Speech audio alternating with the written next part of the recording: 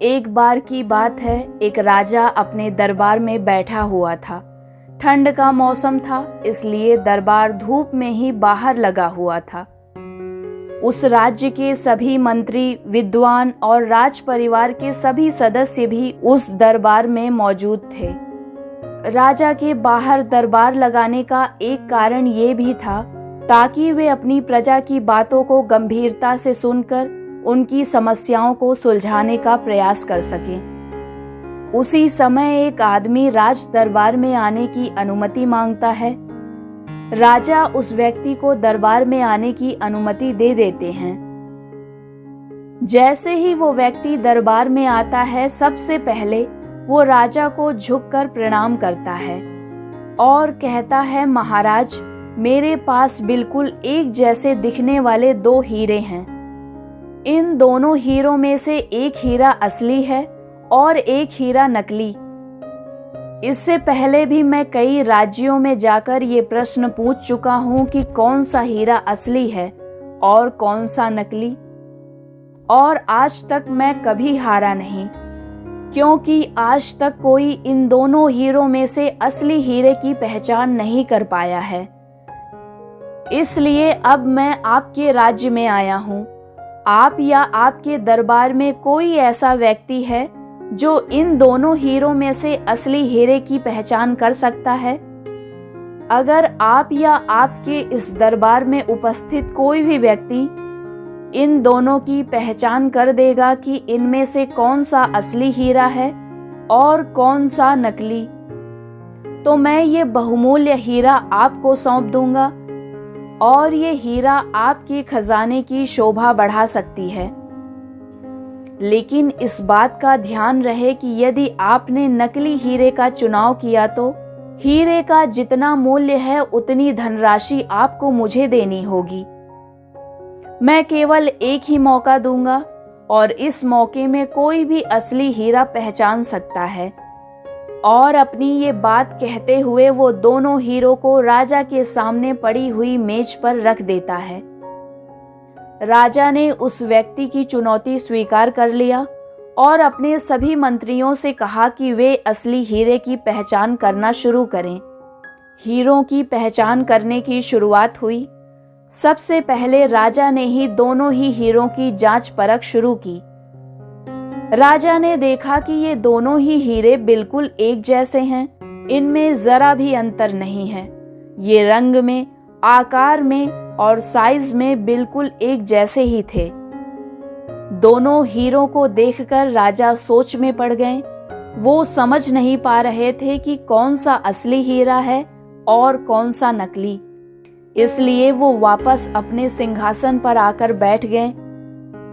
इसके बाद उन्होंने अपने दरबार में मौजूद अपने सभी मंत्रियों को आगे आकर हीरों की पहचान करने के लिए कहा। सभी मंत्री एक एक करके उस मेज के पास पहुंचे जहां दोनों हीरे रखे हुए थे। सभी ने पास आकर उन दोनों हीरों को परखना शुरू किया। देखने में दोनों में कोई भी अंतर नहीं था। कोई भी मंत्री असली हीरे की पहचान नहीं कर पाया। किसी को समझ नहीं आ रहा था क्या किया जाए। अपने सभी मंत्रियों को इस तरह निराश होकर वापस अपनी जगह पर बैठता देख राजा को लगने लगा कि अब तो उसकी हार निश्चित है। तभी राजा ने राज दरबार में मौजूद लोगों की तरफ देखकर कहा कि क्या आप सब में से कोई ऐसा है जो इन दोनों हीरों में से असली हीरे की पहचान कर सके? लेकिन उनमें से कोई भी व्यक्ति आगे नहीं आया। सभी लोग डर रहे थे कि उन्हें केवल एक ही मौका मिलेगा और अगर उन्होंने नकली हीरे को चुन लिया तो राजा उन्हें सजा भी दे सकते हैं। पूरा दरबार पूरी तरह से शांत था। तभी भीड़ में से एक अंधा व्यक्ति अपने हाथ में एक छड़ी लिए हुए सामने आया। उसने अपने साथ खड़े लोगों से कहा कि उसे राजा के सामने ले चलें। एक व्यक्ति की मदद से वो बूढ़ा आदमी राजा के सामने पहुंचा। उसके बाद उसने कहा, महाराज, मैं बचपन से ही अंधा हूँ, लेकिन फिर भी मैं एक बार कोशिश करना चाहता हूँ। एक बार मुझे भी हीरों को परखने की आज्ञा दें। हो सकता है मैं सफल हो जाऊं और हो सकता है मैं असफल भी रहूं। लेकिन अगर मैं असफल हो भी जाता हूं तो भी कोई नुकसान नहीं होगा, क्योंकि आप ये चुनौती पहले ही हार रहे हैं। सबको लगा कि इतने बुद्धिमान मंत्रियों से कुछ नहीं हुआ तो एक बूढ़ा व्यक्ति क्या कर लेगा। लेकिन राजा के पास और कोई रास्ता भी नहीं था। राजा ने ये सोचकर उस बूढ़े व्यक्ति को आज्ञा दे दी कि उसे एक मौका देने में कोई समस्या नहीं है। और इसके बाद उस बूढ़े व्यक्ति को सहसम्मान उस मेज के पास ले जाया गया। उसने अपने दोनों हाथों में दोनों हीरों को पकड़ लिया।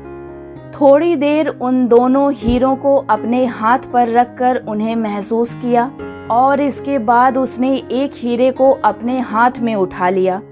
अपने हाथ में उठाए हुए हीरे के लिए उस बूढ़े व्यक्ति ने ये दावा किया कि ये हीरा असली है और दूसरा नकली। बूढ़े अंधे व्यक्ति ने असली हीरे की पहचान कर ली। वो जो शर्त के साथ हीरा लेकर आया था, वो व्यक्ति भी चौंक गया और यह स्वीकार करता है कि बूढ़े व्यक्ति ने जिस हीरे को चुना है वो हीरा सचमुच में असली है और वो असली हीरे को राजा के राजकोष में जमा करवा देता है। वहां खड़ा हर व्यक्ति ये सब देखकर आश्चर्यचकित था। सब ये सोच रहे थे कि जो काम इतने बड़े बड़े मंत्री और विद्वान नहीं कर पाए, वो काम इस बूढ़े व्यक्ति ने कर दिया। ये सब देखकर राजा को भी आश्चर्य हुआ। इसलिए उन्होंने उस बूढ़े व्यक्ति से पूछा कि आपको कैसे पता चला कि कौन सा हीरा असली है और कौन सा नकली। बूढ़े व्यक्ति ने कहा, महाराज, बहुत साधारण सी बात है। हम सभी इस समय सूरज की रोशनी में बैठे हुए हैं। मैंने दोनों ही हीरों को बारी बारी से छूकर महसूस किया। जो असली हीरा था वो थोड़ा सा ठंडा था और जो नकली हीरा था वो इसी तापमान में असली हीरे से थोड़ा गर्म था।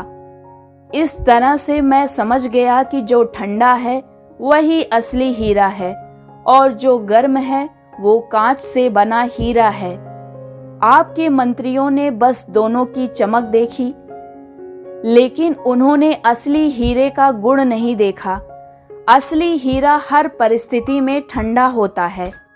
बूढ़े व्यक्ति की बात सुनकर राजा बहुत खुश हुए और खुश होकर उन्होंने उस बूढ़े व्यक्ति को कई सारे इनाम भी दिए। दोस्तों, अगर हम अपने जीवन में देखें तो पाएंगे कि वो व्यक्ति जो विपरीत परिस्थितियों में भी शांत रहता है, वो बिल्कुल असली हीरे की तरह है। इस तरह के व्यक्ति अपने जीवन में हमेशा ही सफलता को प्राप्त करते हैं और वो व्यक्ति जो विपरीत परिस्थितियों में बहुत जल्दी विचलित हो जाते हैं और छोटी छोटी बातों पर गुस्सा हो जाते हैं, वो बिल्कुल उस कांच से बने हीरे के जैसे होते हैं। इसलिए यदि आप अपने जीवन में प्रगति करना चाहते हैं तो हमेशा याद रखें कि चाहे आपके जीवन में कितनी भी कठिनाइयां क्यों ना आएं, आप कितनी भी विषम परिस्थितियों से क्यों ना गुजर रहे हों, हमेशा अपने दिमाग को ठंडा रखें और धैर्य से काम लें, क्योंकि कठिन परिस्थितियों में भी जो अपना संयम बनाए रखता है वही असली हीरा है। ये कहानी अगर आपको अच्छी लगी हो तो चैनल को लाइक, शेयर और सब्सक्राइब कीजिए ताकि आने वाली कहानियों को आप सुन सकें।